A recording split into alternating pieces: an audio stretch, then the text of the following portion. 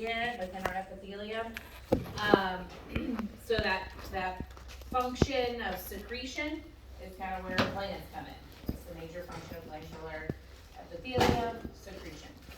So two different types of glands that we're going to talk about. Of course, when we get into the endocrine system, when we talk about hormones and this hormone is secreted from this gland, we'll get into more gland type stuff, but this is just the basics I want you to know. We've got exocrine glands, and then this is spelled wrong, endocrine glands. So there's an extra R there. That should be there. So exocrine versus endocrine glands. Exocrine glands, what do you think that exo prefix means? Outside. Exit, okay? So exocrine glands are glands that secrete their substances to the outside. Okay, so sweat and oil glands are examples of exocrine glands. Okay, so they secrete their substances to the outside of the skin. Endocrine glands, when we talk about hormones, those glands are within the skin and they are absorbed. Okay, so they are ones that secrete hormones directly into the bloodstream, which that's what it's showing here. So hormone secreting gland cells go right to the bloodstream into those capillaries. Okay, so we don't have hormone on the outside of our skin. They're within our body, contained in our body. So exocrine, exit to the outside of the body. There's substances and endocrine within, okay, into the bloodstream.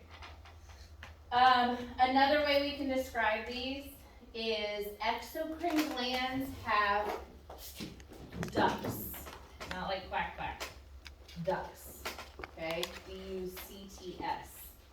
Okay, so within these ducts, those substances secrete. Endocrine glands are ductless. Okay.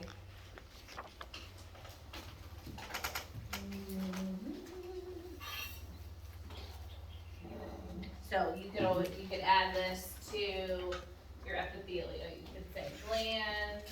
By the way, I put some white computer paper by your mailboxes if you wanted to start your content map at any time. But you could put exocrine, endocrine, okay, and so on.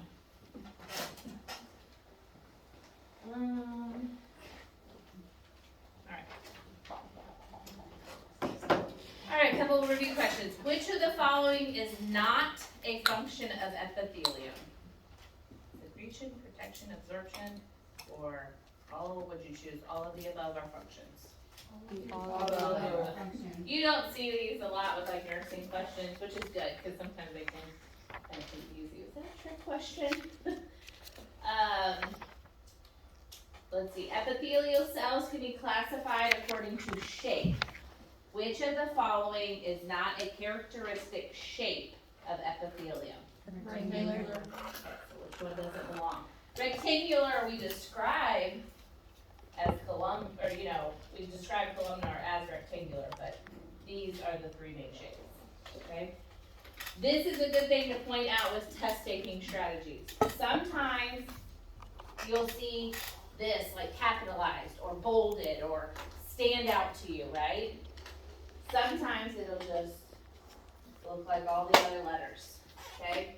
So you kind of can reword questions like this. So which of the following is not a characteristic shape of epithelium? So before I look at the answers, there's going to be 3 that are, and there's going to be 1 that looks, or that's not. That's different. So however you want to reword it, but sometimes when you're reading a question, you just skip over those type of things. So I want to make sure you guys are paying attention to that, slowing down.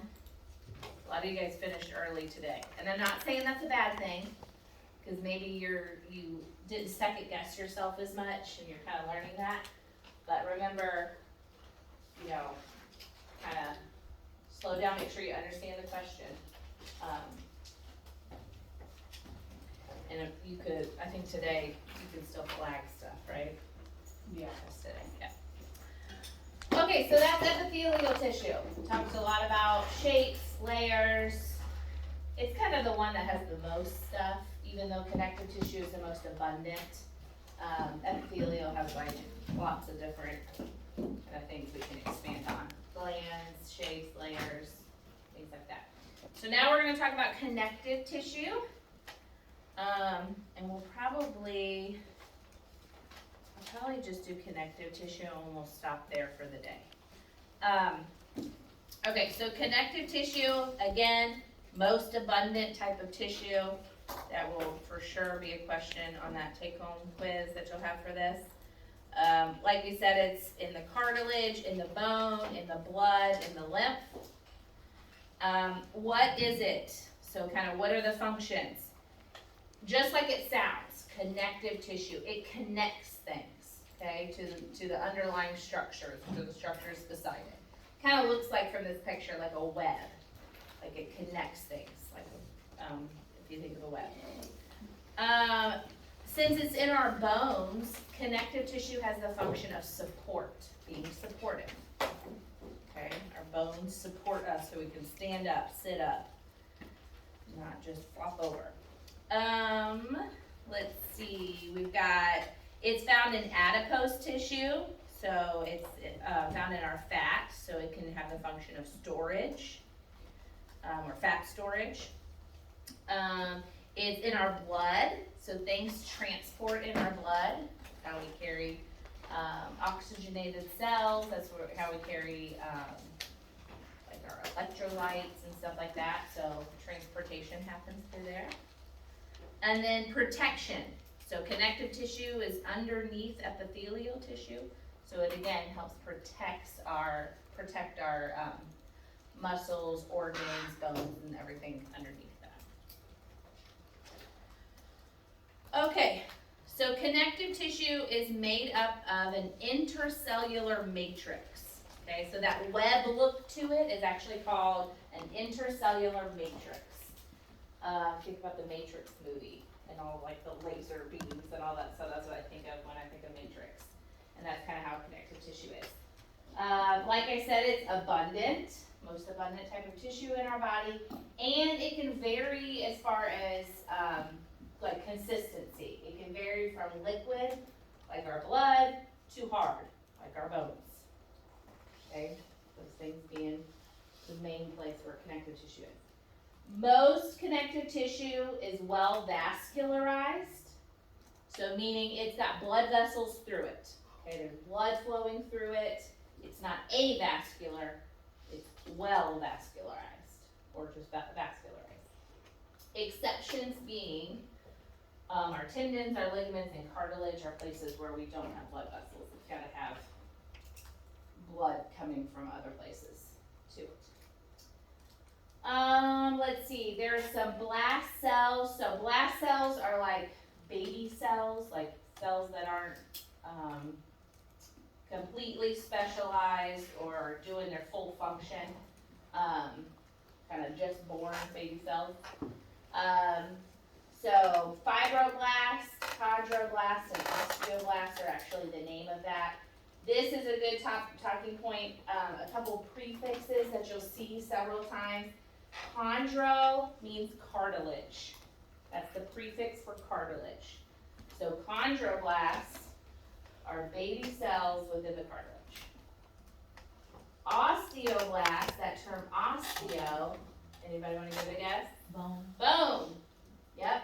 Osteoblasts are baby cells within the bone.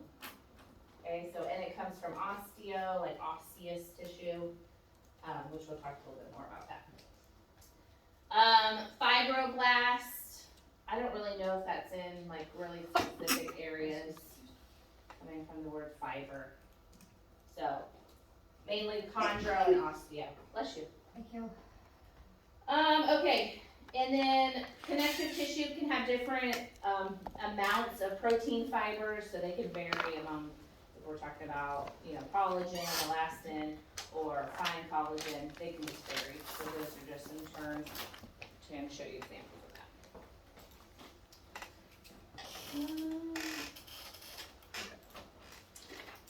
So types of connective tissue, again, varying in how tight that matrix is, or how tight those fibers are. We've got loose connective tissue, areolar, it has the word areola in it, but it's not just there. Areolar tissue, is an example of connective tissue within our body. It's in several different places, like our lungs and stuff like that. Adipose tissue, so think about our fat layer. It's real loose and floppy and lumpy, right? So that would be an example of that. Reticular is more like lymphoid, like lymph nodes. Dense fibrous connective tissue, that's like in our tendons and our ligaments and our joints. Of course, we've got cartilage, and there's different types there. Our bone is another example of dense. It's got a real tight matrix, and then blood and lymph is more liquid. So just some types of connective tissue. And that's, this slide kind of goes, kind of what I said, but goes into those and the functions. So areolar tissue is an example of loose connective tissue. Binds, protects, and cushions. Adipose, definitely cushions, keeps us warm. It's our backup energy supply. Reticulars and our lymphoids. I don't ask you too detailed questions like this, but this is just kind of showing you, because your book will talk about it too.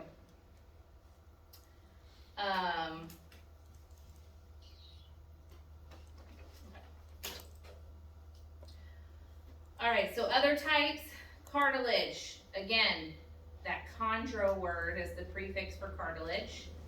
So chondroblasts are like your baby cartilage cells, and they grow up to be chondrocytes. Okay, so when you see blasts and cytes, that's just telling you these aren't completely specialized, and then they grow up to be full functioning cartilage cells. But think about your cartilage. Where do we have cartilage in our body?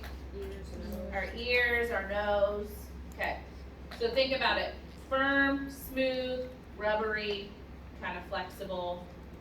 Okay, so a little bit looser than if we're talking about the bone.